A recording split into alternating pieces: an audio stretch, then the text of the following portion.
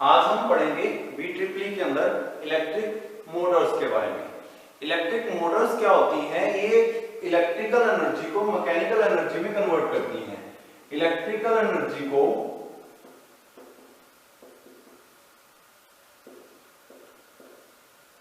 Convert करती हैं mechanical energy में।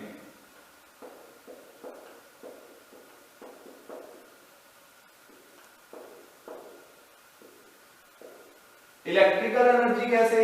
इलेक्ट्रिकल एनर्जी इनको मिलती है जैसे आपका इनको 230 वोल्ट या 440 वोल्ट का इलेक्ट्रिकल पोटेंशियल देते हैं इनको, ठीक है। 230 वोल्टेज का इलेक्ट्रिकल पोटेंशियल ये किसमें यूज करते हैं? इसको मैकेनिकल एनर्जी में कन्वर्ट करने के लिए यूज करते हैं। मैकेनिकल एनर्जी कैसे? जैसे आपका कोई आपने इससे कोई सबमर्सिबल पंप चलाना है या कुछ आपने ऐसा वर्क करना है जिससे मैकेनिकल पावर जिसे आप बोल सकते हैं। जैसे कि आपके कई बार क्या होता है, कोई इंजन चलता है जो इलेक्ट्रिक ट्रैक्शन को यूज करता है, इलेक्ट्रिसिटी को यूज करता है फॉर पावर जनरेशन, तो उस कंडीशन में आपका वो क्या है? मैकेनिकल एनर्जी है। जैसे आपने मेट्रो देखी होगी, मेट्रोस जो है सारी वो इलेक्ट्रिसिटी से चलती हैं, तो वो इलेक्ट्रिक पावर को किस में कन्वर्ट करती हैं? सबसे पहले उसको रोटेशन में कन्वर्ट करती हैं, जिसको आप यूज करते हैं as a mechanical power.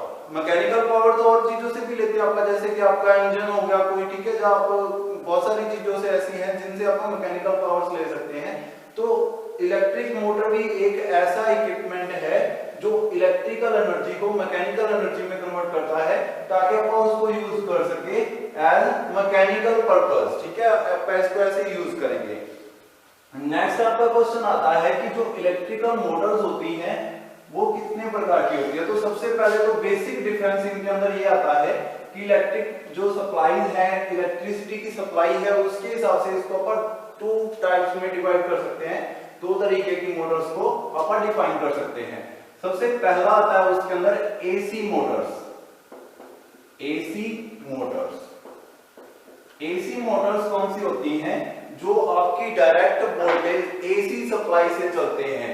AC supply जो आपके घरों के अंदर एसी सप्लाई आती है, अल्टरनेटिंग करंट आता है, उसी से अगर आप मोटर को डायरेक्ट चलाते हो, आप इलेक्ट्रिसिटी को कन्वर्ट नहीं करते हो। जैसा कि आपके छोटे जो पंप होते हैं, वाटर पंप्स होते हैं, ठीक है, उनके अंदर आप एसी मोटर यूज करते हो। जहां फैन हो गया, आपके घरों के अंदर जो फैंस होते हैं, पंखे होते हैं, उनके अंदर भी आप एसी सप्लाई यूज करते हैं। तो वो सारे एग्जांपल्स हैं एसी मोटर के, ठीक है। तो वो क्या है? AC Motors like fan, pumps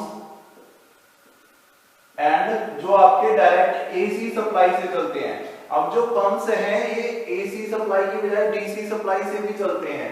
fans जो है ये भी डीसी सप्लाई से चलते हैं, लेकिन आप बात कर रहे हैं जो एसी सप्लाई से चलते हैं, उनके अंदर जो मोटर लगी रहती है वो कौन सी हो गई? एसी मोटर होती है वो। दूसरा टाइप कौन सा है इसके अंदर? दूसरा आता है आपका डीसी मोटर्स। डीसी मोटर्स, तो डीसी मोटर्स कौन सी होती हैं?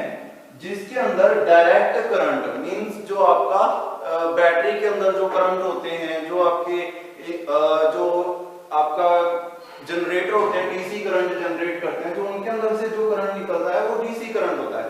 तो डीसी करंट से चलने वाली, डायरेक्ट डीसी करंट से चलने वाली मोटर्स को क्या कहा जाता है? DC Motors. अब आप डीसी करंट को एसी में कन्वर्ट करके उससे एसी मोटर्स चला सकते हैं, और एसी को डीसी में कन्वर्ट करके आप उससे डीसी मोटर्स चला सकते हैं। लेकिन फिर वो आप उसको मोटर को एसी मोटर या डीसी मोटर नहीं कहेंगे। अगर वो डायरेक्ट करंट से डायरेक्ट चल रही है मोटर तो उसको डीसी करंट बोला जाएगा, ठीक है। जैसे आपके घरों के अंदर छोटे छोटे इक्विपमेंट्स होते हैं, उनके अंदर जैसे अगर आप पुरानी टेप्स यूज करते हो, ठीक है, साउंड के लिए, तो उनके अंदर भी मोटर्स लगी रहती हैं। जहाँ कंप्यूटर सिस्टम हो गया, कंप्यूटर के अंदर जो प्रोसेसर को कूलिंग करने के लिए जो फैंस लगे रहते हैं, उनके अंदर जो मोटर होती है वो भी डीसी मोटर्स होती हैं। ये किसके एग्जांपल आ गए? ये डीसी मोटर्स के एग्जांपल आ गए।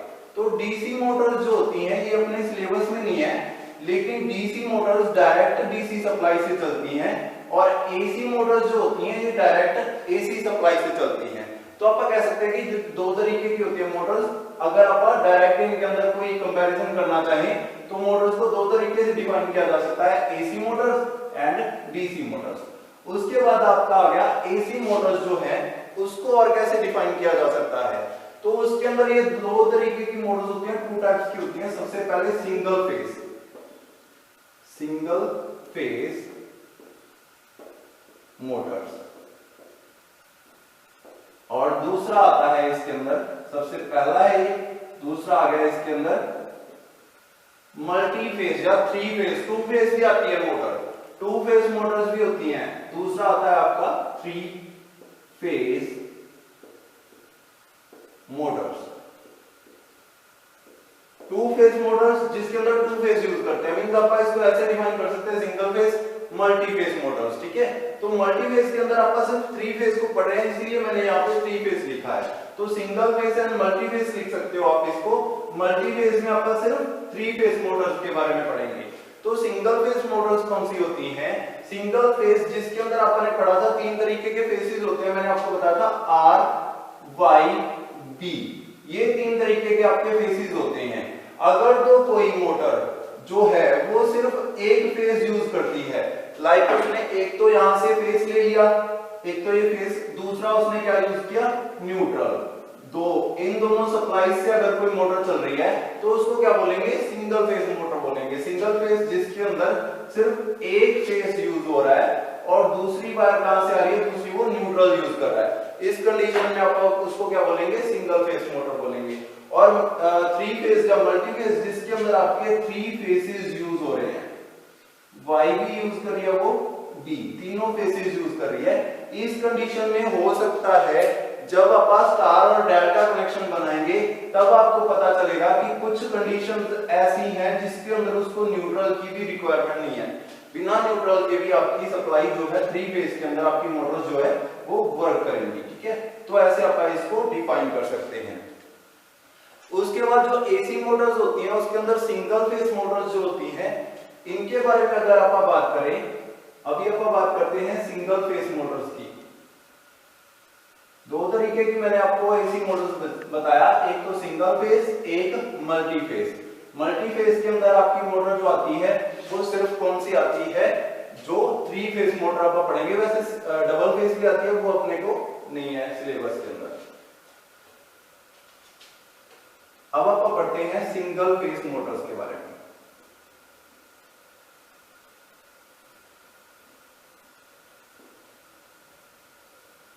Phase Motors,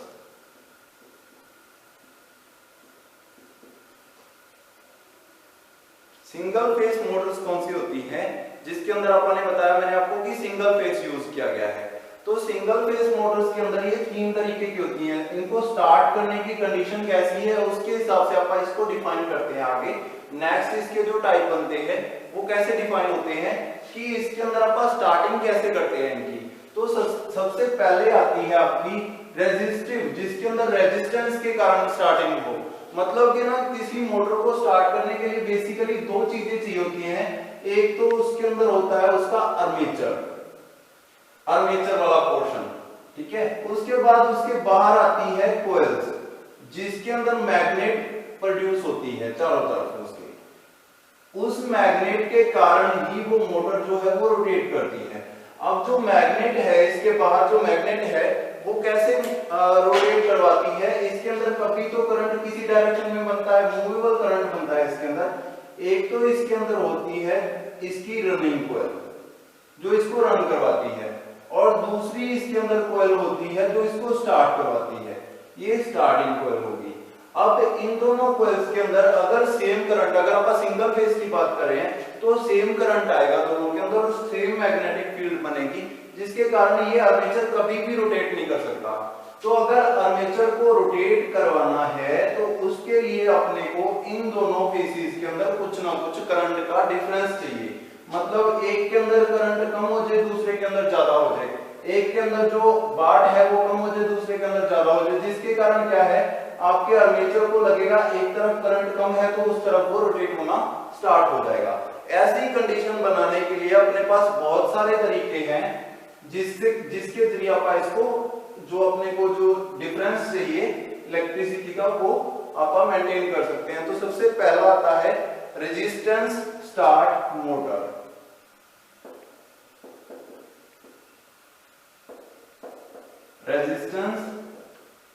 start motor. Resistance start motor means किसी अपने पास दो कॉइल्स मैंने आपको बताई, एक दो कॉइल्स में से एक तो कंटिन्यू अपने को चाहिए, ठीक है। जैसे मैंने यहाँ पे बनाया था, दो कॉइल्स आ गई, एक तो ये वाली कॉइल होगी आपकी, एक दूसरी कॉइल को आप बोलते हैं स्टार्टिंग कॉइल। स्टार्टिंग कॉइल जो होती हैं मोटर के अंदर, यहाँ पे आपका आर्मेचर आ गया। स्टार्टिंग कॉइल्स जो होती हैं इनको आप हर टाइम यूज नहीं करते, इनको यूज करते हैं जब अपने को मोटर की स्टार्टिंग करनी हो।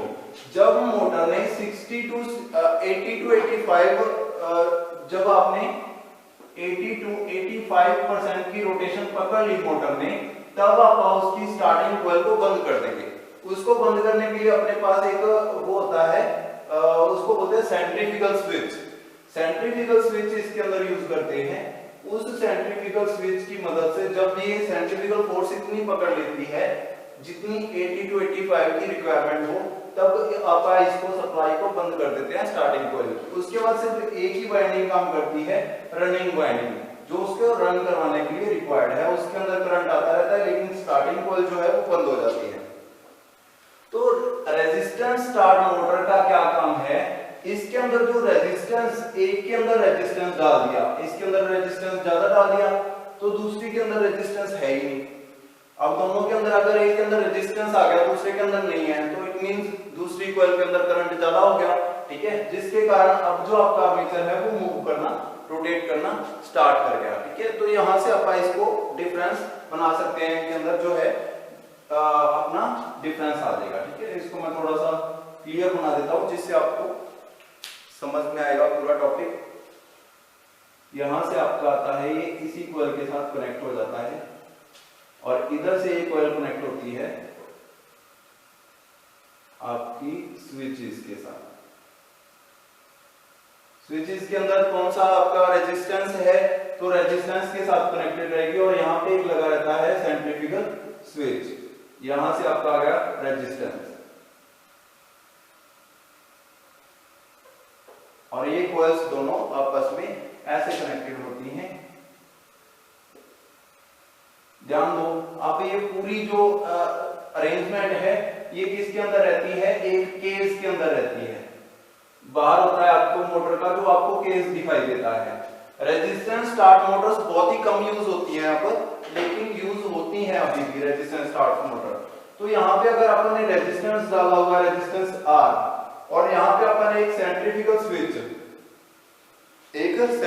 स्विच डाली हुई है। सेंट्रीफ्यूगल स्विच का मैंने आपको क्या बताया,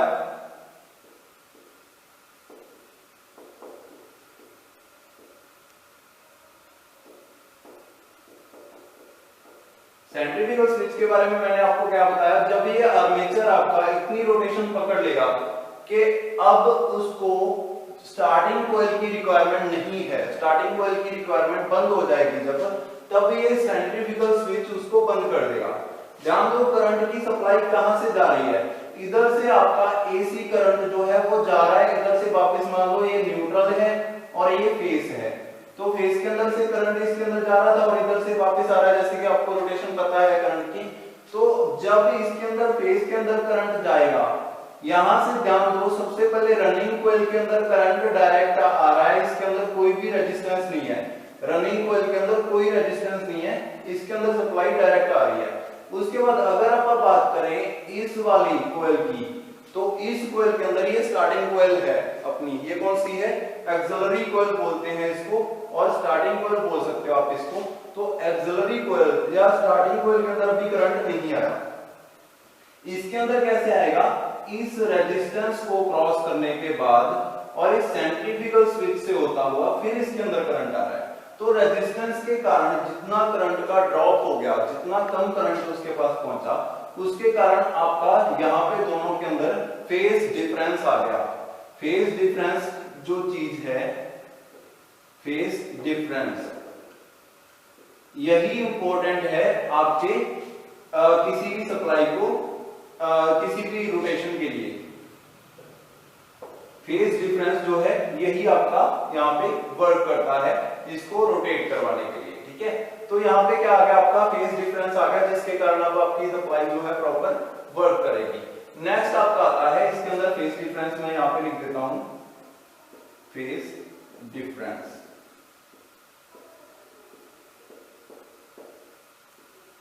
तो ये चीज जो है फेज डिफरेंस, जिसके कारण आपकी रोटेशन जो है वो पॉसिबल हो पाई। नेक्स्ट इसके अंदर आता है, सबसे पहले अपन ने रेजिस्टेंस स्टार्ट मोटर्स के बारे में पढ़ा। इसके अंदर क्या लिखोगे आप, जब आपकी रोटेशन कब स्टार्ट होगी, जब एक फेज के अंदर तो सप्लाई आपकी जो रनिंग कोयल है या मेन वाइंडिंग, इसको बोलते हैं रनिंग कोयल या मेन वाइंडिंग लिख सकते हो आप इसको। तो मेन वाइंडिंग के अंदर तो करंट आपका कंटिन्यू आ रहा है, ये आपकी आ गई मेन वाइंडिंग, मेन वाइंडिंग। दूसरी आपकी स्टार्टिंग कोयल, ठीक है, या ऑक्सिलरी कोयल।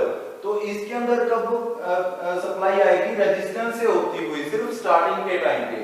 तो जब भी इसके अंदर दोनों के अंदर सप्लाई के अंदर डिफरेंस आ जाता है, जिसके कारण आपका क्या होता है, जो आर्मेचर है वो घूमना स्टार्ट कर देता है, मूव करना स्टार्ट कर देता है। आर्मेचर को मूव करवाने के लिए मैग्नेटिक फील्ड का मूव होना रिक्वायर्ड है। मैग्नेटिक फील्ड अगर रोटेट नहीं कर रही तो आर्मेचर रोटेट नहीं करेगा। मैग्नेटिक फील्ड कब रोटेट करेगी, अगर दोनों फेसेस के अंदर डिफरेंस आ जाए। इस फेस के अंदर ज्यादा करंट है, इसके अंदर कम करंट है, इट मींस अब यहाँ पे मैग्नेटिक फील्ड ज्यादा होगी, यहाँ पे कम होगी, जिसके कारण क्या है, रेजिस्टेंस के कारण जो आर्मेचर है वो मूव करना स्टार्ट कर देगा। तो ये तो होता है जब आप रेजिस्टेंस स्टार्ट मोटर यूज करते हैं। नेक्स्ट आप दूसरा टाइप जो है इसका कौन सा यूज करते हैं आप, इसके अंदर आप करते हैं कैपेसिटर स्टार्ट मोटर। दूसरा टाइप आता है इसके अंदर capacitor start motor. Capacitor start Motors कौन सी होती हैं,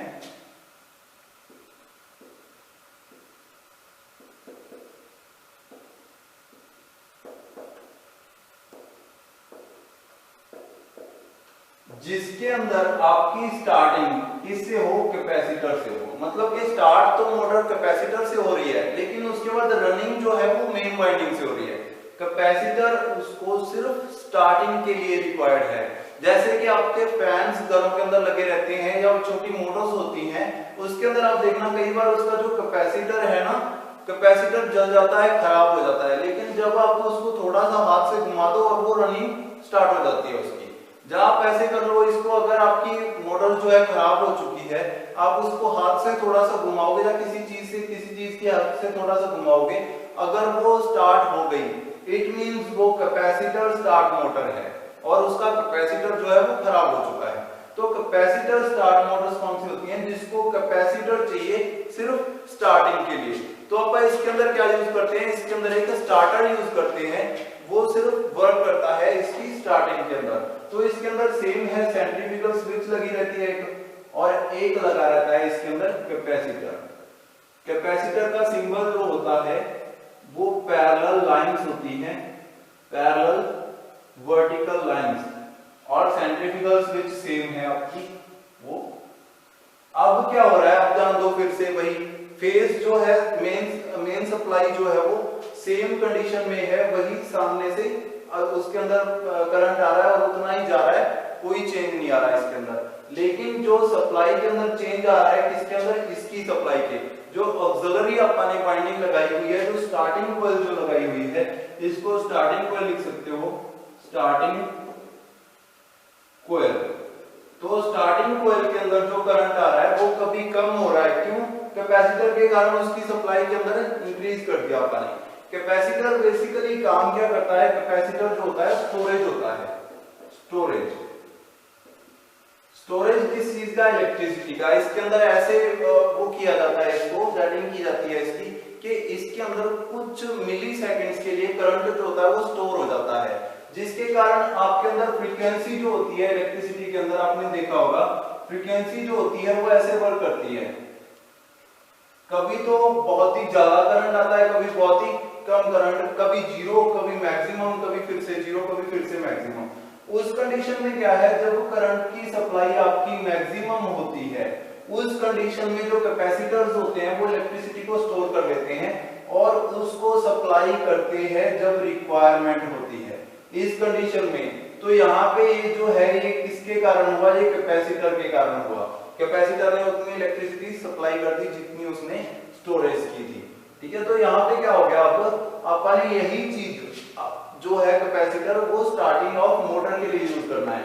अब स्टार्टिंग कॉइल ये वाली है, इसके अंदर 2 गुना करंट आ गया क्योंकि जिस कंडीशन में इसके पास करंट नहीं था उसमें सप्लाई कर दी कैपेसिटर ने। कैपेसिटर एक बार तो डबल करंट स्टोर कर लेगा, उसके बाद जब रिक्वायरमेंट होगी तब सप्लाई कर देगा। डबल करंट के कारण स्टार्टिंग कॉइल जो है उसके पास ज्यादा करंट है और जो मेन कॉइल है उसके पास कम करंट है, जिसके कारण आपका आर्मेचर जो है वो मूव करना स्टार्ट कर जाएगा। ठीक है, ऐसे जो होता है कैपेसिटर जो स्टार्ट मोटर है वो वर्क करती है।